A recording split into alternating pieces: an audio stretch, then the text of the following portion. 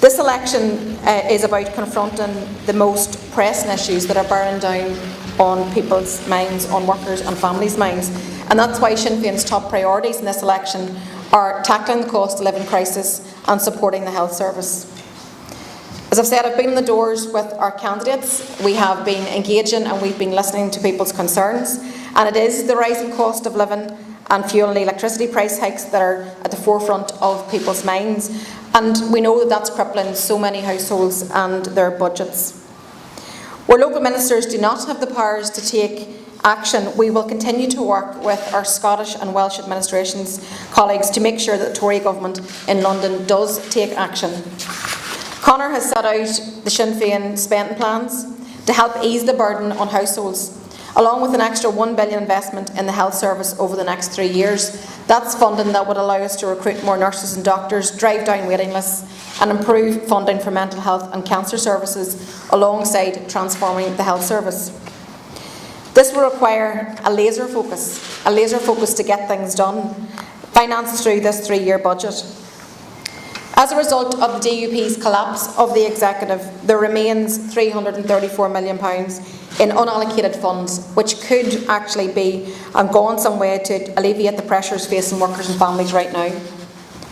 After the election, we need an immediate return to the executive to ensure that this funding is released quickly to support workers and families and those that are most vulnerable.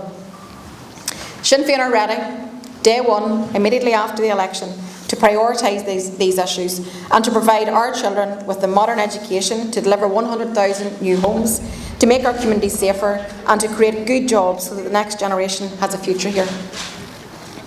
It also means delivering on the strategic flagship infrastructure projects committed to by the executive, such as McGee University expansion, completion of the A5 road upgrade and seeing the redevelopment of Casement Park all delivered within this next mandate.